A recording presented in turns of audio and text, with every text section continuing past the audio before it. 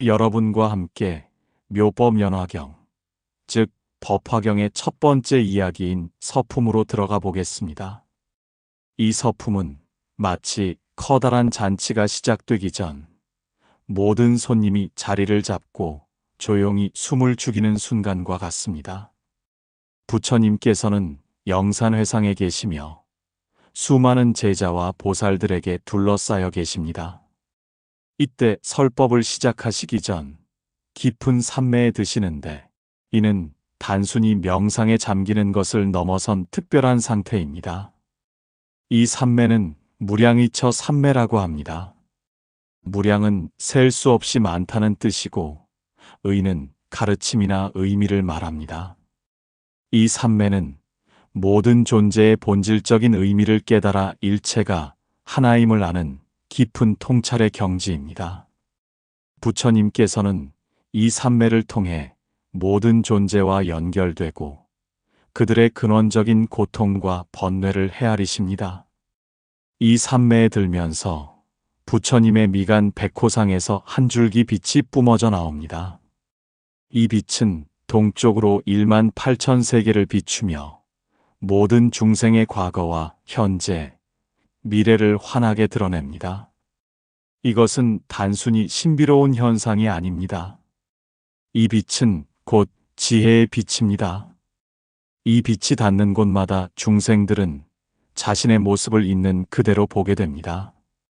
탐욕과 성냄, 어리석음에 갇혀 고통받는 자신의 모습을, 그리고 동시에 본래 갖추고 있던 깨달음의 가능성을 함께 보게 됩니다.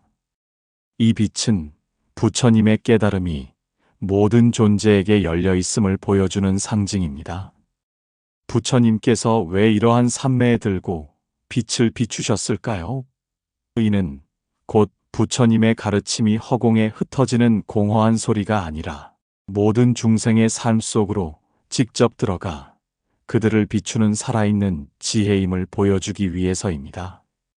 이러한 신비로운 서막은 부처님께서 단순히 법을 설하시는 분이 아니라 이 세상의 모든 것과 연결된 근원적인 존재임을 암시합니다.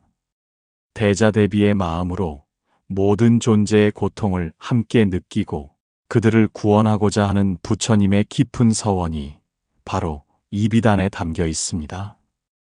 이 빛은 마치 어두운 방에 빛이 들어오면 모든 물건의 실체가 드러나듯 중생의 무지를 밝히고 진실을 보여줍니다.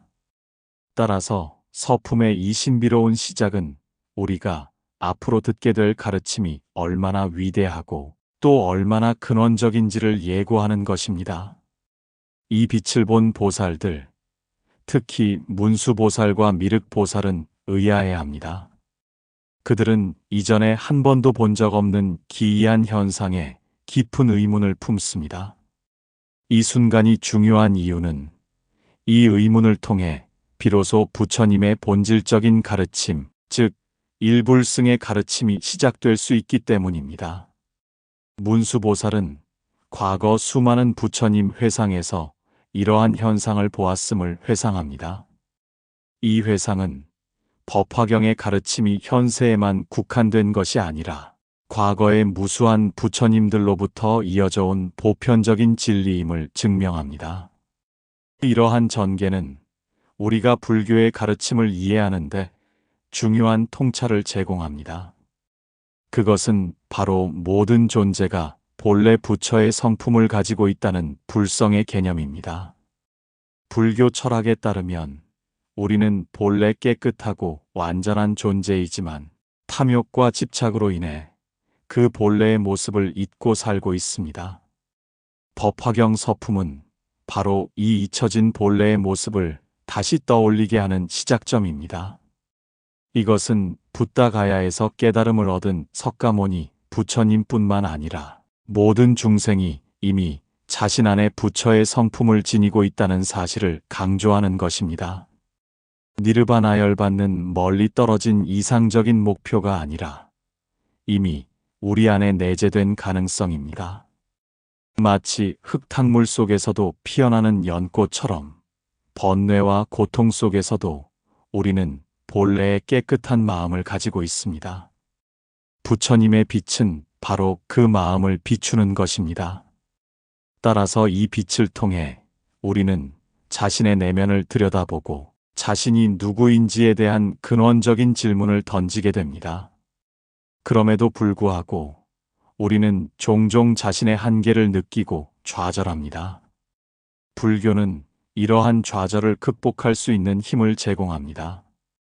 붓다의 가르침은 우리의 삶을 부정하고 현실을 떠나라고 말하지 않습니다. 오히려 우리의 삶 속에서 깨달음을 얻을 수 있는 길을 제시합니다. 서품에서 부처님께서 삼매에 드시고 빛을 비추신 것은 이 세상의 모든 고통과 번뇌가 바로 깨달음을 얻을 수 있는 도구임을 보여줍니다. 이어서 미륵보살은 문수보살에게 이 신비로운 현상에 대해 묻습니다. 이때 문수보살은 과거에 1월 등명불이라는 부처님께서도 같은 현상을 보이셨다고 답합니다. 이 대화는 법화경이 단지 석가모니 부처님의 새로운 가르침이 아니라 시간을 초월하여 모든 부처님이 설하신 궁극적인 진리임을 다시 한번 확인시켜 줍니다. 과거의 부처님이나 현재의 부처님이나 모든 부처님은 하나의 진리, 즉 모든 중생이 부처가 될 수 있다는 일불승을 설하십니다. 문수보살의 설명은 과거의 역사를 통해 현재의 의미를 이해하는 중요한 역할을 합니다. 이것은 부처님의 가르침이 일시적인 것이 아니라 모든 시간과 공간에 걸쳐 보편적인 진리임을 보여줍니다. 우리는 이 대화를 통해 현재의 부처님뿐만 아니라 과거의 모든 부처님과 미래의 모든 부처님이 하나의 길을 가리키고 있음을 알게 됩니다. 이것이 바로 법화경의 핵심적인 사상입니다. 모든 존재는 서로 연결되어 있고 각자의 삶 속에서 깨달음을 향한 길을 걷고 있습니다. 따라서 법화경 서품은 단순한 서론이 아닙니다. 이 서품은 모든 존재의 근원적인 연결성과 깨달음의 보편성을 보여주는 중요한 철학적 선언입니다. 부처님의 빛이 우리를 비추는 순간 우리는 자신이 혼자가 아님을 깨닫습니다. 우리 각자는 서로 연결되어 있으며 각자의 삶 속에서 깨달음을 향한 길을 함께 걷고 있습니다. 이 깨달음은 우리의 삶을 완전히 변화시킬 힘을 가지고 있습니다. 왜냐하면 우리는 더 이상 고독한 존재가 아니라 부처의 빛 아래에서 서로를 비추는 거울이기 때문입니다. 결론적으로 법화경 서품은 우리가 앞으로 만나게 될 위대한 가르침의 시작을 알리는 동시에 부처님의 근원적인 지혜와 자비가 우리 모두에게 열려 있음을 선언합니다. 이 서품은 우리에게 자신의 내면에 숨겨진 깨달음의 가능성을 발견하라고, 그리고 그 가능성을 현실로 만들어 나갈 용기를 가지라고 말합니다. 모든 것은 빛으로부터 시작되며 그 빛은 바로 우리 안에 있습니다. 법화경의 첫 번째 품인 서품에서 우리는 부처님의 신비로운 빛을 보았습니다. 이제 그 빛이 가리키는 곳, 두 번째 품인 방편품으로 들어갑니다. 이 방편품은 부처님께서 왜 이 세상에 오셨는지, 그리고 부처님의 가르침이 왜 여러 가지 형태로 나타나는지에 대한 가장 중요한 설명을 담고 있습니다. 법화경 서품의 신비로운 서막이 끝나자 이제 부처님께서 침묵을 깨고 직접 말씀하시기 시작합니다. 부처님께서는 먼저 부처님의 지혜는 너무나 깊고 넓어서 모든 중생이 쉽게 이해할 수 없다고 말씀하십니다. 왜냐하면 부처님의 지혜는 제법실상이라는 진리를 바탕으로 하기 때문입니다. 제법실상은 모든 현상의 참된 모습이라는 뜻입니다. 우리가 눈으로 보고 귀로 듣는 모든 것들, 즉 우리의 삶과 이 세상의 모든 현상들이 본래는 고정된 실체가 없으며 서로 연결되어 있다는 진리입니다. 이것은 우리가 흔히 생각하는 나라는 존재가 영원하고 변하지 않는 실체가 아니라는 의미입니다. 우리의 몸과 마음은 끊임없이 변화하며 다른 모든 존재들과 상호작용하고 있습니다. 불교 철학의 근본 교리 중 하나인 연기는 이러한 상호작용을 설명합니다. 연기란 모든 것은 서로 의존하여 발생한다는 뜻입니다. 따라서 우리의 존재도 우리의 경험도 모두 독립적으로 존재하는 것이 아니라 다른 모든 것들과 연결되어 있다는 것입니다. 부처님께서는 이러한 제법 실상을 깨닫고 모든 것을 하나의 진리로 보셨기 때문에 그 깨달음의 깊이를 중생들이 단번에 이해하기는 어렵다고 하십니다. 이러한 깊은 진리를 중생들에게 전하기 위해 부처님께서는 방편이라는 방법을 사용하셨습니다. 방편이란 목적을 이루기 위한 임시적인 수단을 말합니다. 부처님께서는 중생의 능력과 근기에 맞추어 다양한 가르침을 설하셨습니다. 예를 들어 어떤 사람에게는 고통에서 벗어나는 길을, 어떤 사람에게는 보살의 자비로운 삶을, 또 다른 사람에게는 지혜를 얻는 길을 가르치셨습니다. 이러한 다양한 가르침들은 마치 아픈 사람에게 맞는 약을 처방하는 의사의 마음과 같습니다. 의사가 모든 환자에게 같은 약을 주는 것이 아니라 환자의 상태에 따라 다른 약을 주듯이 부처님도 중생의 상태에 따라 다른 가르침을 주신 것입니다. 이것을 우리는 삼승이라고 부릅니다. 삼승은 세 가지 탈 것이라는 뜻으로 성문승, 연각승, 보살승을 말합니다. 성문승은 부처님의 가르침을 듣고 깨달음을 얻는 길이고, 연각승은 홀로 깨달음을 얻는 길이며, 보살승은 자신뿐만 아니라 다른 모든 중생을 구원하는 길입니다. 부처님께서는 이 세 가지 길을 각각 다른 중생들에게 가르치셨습니다. 그러나 사실 이 세 가지 길은 모두 하나의 진리로 통하는 방편에 불과합니다. 부처님께서 방편을 사용하신 이유는 모든 중생을 궁극적인 깨달음의 경지로 이끌기 위함입니다. 그것은 일불승, 즉 모든 중생이 부처가 될 수 있다는 단 하나의 진리입니다. 방편품은 바로 이 일불승을 선언하는 내용입니다. 부처님께서는 이전에 설하신 삼승의 가르침은 중생을 일불승으로 이끌기 위한 임시적인 수단이었음을 밝히십니다. 이것은 마치 어린아이를 집에 오게 하려고 장난감을 보여주지만 결국 아이가 돌아와야 하는 곳은 집이라는 것을 알려주는 것과 같습니다. 장난감은 방편이고 집으로 돌아오는 것이 진짜 목적입니다. 방편품에서 부처님께서는 제법 실상을 다시 한번 강조하며 모든 현상에는 10가지 공통된 모습이 있다고 설명하십니다. 이를 십여시라고 부릅니다. 십여시는 모든 현상의 10가지 모습이라는 뜻으로 모습, 성품, 몸체, 힘, 작용, 원인, 조건, 결과, 보답, 그리고 이 모든 것의 일관된 모습을 말합니다. 이 10가지 모습은 우리의 삶과 우주에 존재하는 모든 것이 서로 연결되어 있고 하나의 진리를 나타내고 있음을 보여줍니다. 이 십여시의 가르침은 우리가 일상생활에서 겪는 모든 경험이 결코 우연이 아니라 원인과 결과의 법칙에 따라 움직이고 있음을 깨닫게 합니다. 우리가 어떤 말을 하고 어떤 행동을 하든 그것은 반드시 어떤 결과로 이어집니다.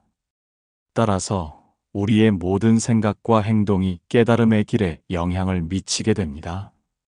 이는 불교 철학에서 말하는 업의 개념과도 연결됩니다. 업은 의도적인 행위를 말하는데 이 업에 따라 우리의 삶의 방향이 결정된다는 것입니다. 그러나 방편품은 이러한 업의 결과를 넘어 모든 중생이 결국 부처가 될 수 있다는 희망을 선언합니다. 그러나 이 중요한 가르침을 들은 제자들은 처음에는 혼란스러워합니다. 부처님께서 이전에 설하셨던 가르침들과 다르다고 생각했기 때문입니다. 이 혼란은 우리가 진리를 한순간에 깨닫기 어렵다는 것을 보여줍니다. 우리의 마음은 익숙한 것에 안주하려 하고 새로운 진리를 받아들이는 것을 두려워합니다. 하지만 부처님께서는 제자들의 마음을 헤아리시고 방편의 진정한 의미를 다시 한번 설명해 주십니다. 이러한 부처님의 자비로운 마음은 방편품 전체에 흐르고 있습니다.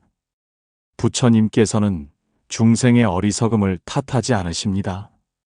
오히려 그들의 눈높이에 맞추어 가르침을 설하셨던 이유를 밝히고 이제는 궁극적인 진리를 알려줄 때가 되었음을 선언하십니다. 이것이 바로 회삼귀일의 정신입니다. 회삼귀일은 삼승의 가르침을 거두어 일불승으로 돌아간다는 뜻입니다. 부처님께서 설하셨던 모든 가르침들은 결국 하나의 목적, 즉 모든 존재가 부처가 되는 길을 가리키고 있었음을 밝히는 것입니다. 이것은 붓다가야에서 깨달음을 얻은 석가모니 부처님뿐만 아니라 모든 중생이 이미 자신 안에 부처의 성품을 지니고 있다는 사실을 강조하는 것입니다. 니르바나열 받는 멀리 떨어진 이상적인 목표가 아니라 이미 우리 안에 내재된 가능성입니다. 마치 흙탕물 속에서도 피어나는 연꽃처럼 번뇌와 고통 속에서도 우리는 본래의 깨끗한 마음을 가지고 있습니다. 부처님의 빛은 바로 그 마음을 비추는 것입니다. 따라서 이 빛을 통해 우리는 자신의 내면을 들여다보고 자신이 누구인지에 대한 근원적인 질문을 던지게 됩니다. 그럼에도 불구하고 우리는 종종 자신의 한계를 느끼고 좌절합니다. 불교는 이러한 좌절을 극복할 수 있는 힘을 제공합니다. 붓다의 가르침은 우리의 삶을 부정하고 현실을 떠나라고 말하지 않습니다. 오히려 우리의 삶 속에서 깨달음을 얻을 수 있는 길을 제시합니다. 서품에서 부처님께서 삼매에 드시고 빛을 비추신 것은 이 세상의 모든 고통과 번뇌가 바로 깨달음을 얻을 수 있는 도구임을 보여줍니다. 방편품은 우리에게 깨달음이 결코 특정 사람에게만 허락된 것이 아님을 분명히 보여줍니다. 모든 존재는 부처가 될 수 있는 잠재력을 가지고 있으며 우리는 단지 그 잠재력을 발견하고 키워나가기만 하면 됩니다. 부처님의 가르침은 복잡해 보이지만 결국 하나의 단순한 진리, 즉 당신은 이미 부처라는 메시지로 귀결됩니다. 이 메시지를 받아들이는 순간 우리의 삶은 완전히 새로운 의미를 갖게 될 것입니다. 이제 법화경 방편품에서 밝혀진 일불승의 진리를 더욱 명확히 이해하기 위해 부처님께서 특별히 마련하신 이야기 속으로 들어가 보겠습니다. 법화경의 세 번째 품인 비유품은 가장 유명한 삼거화택의 비유를 통해 왜 부처님께서 여러 가지 가르침을 설하셨는지를 설명합니다. 어느 마을에 아주 큰 부자가 있었습니다. 그 부자에게는 많은 자식들이 있었고 그들은 모두 부자의 커다란 저택 안에서 즐겁게 놀고 있었습니다. 그런데 갑자기 그 저택에 큰 불이 났습니다. 불꽃이 하늘로 치솟고 연기가 자욱했습니다. 부자는 불이 난 것을 보고 놀라 자식들에게 소리쳤습니다. 얘들아, 불이 났다. 어서 이 집에서 나가야 한다. 그러나 아이들은 놀이에 정신이 팔려 아버지의 말을 듣지 못했습니다.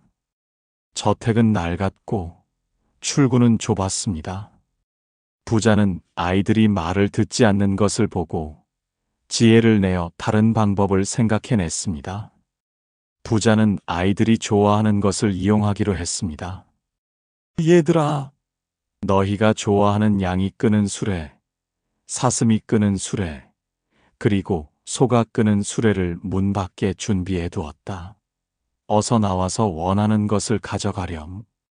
아이들은 이 말을 듣고는 위험한 불길을 헤치고 다투어 밖으로 뛰쳐나왔습니다. 아이들이 모두 안전하게 나오자 부자는 아이들이 원하는 대로 크고 아름다운 수레들을 나누어 주었습니다. 아이들은 모두 기뻐했습니다. 이 이야기는 단순한 동화가 아닙니다. 이것은 부처님께서 중생을 구원하시는 방법을 설명하는 위대한 비유입니다.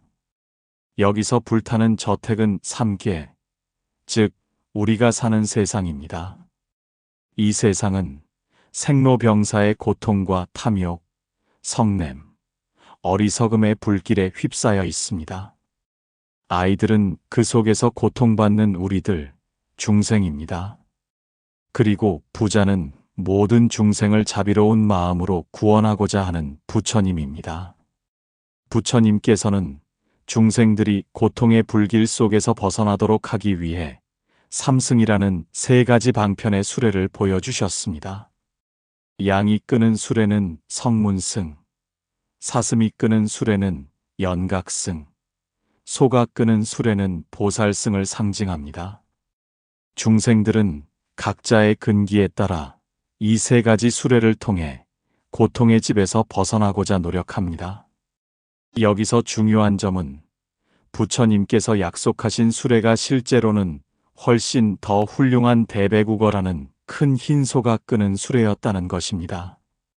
대배국어는 가장 훌륭하고 완전한 수레를 의미하며 바로 일불승을 상징합니다. 이것은 부처님께서 중생들을 구원하기 위해 임시적으로 여러 가지 가르침을 설하셨지만 결국 모든 중생에게 궁극적이고 완전한 깨달음의 길인 일불승을 주고자 하셨음을 보여줍니다. 이 비유는 불교의 법륜과도 연결됩니다.